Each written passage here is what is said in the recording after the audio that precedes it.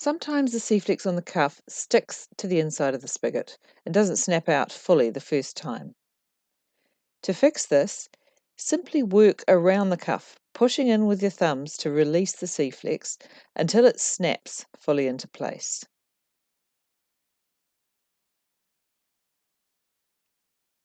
Don't push directly onto or next to the indentation, as this won't help loosen the rest of the Seeflex sticking to the spigot.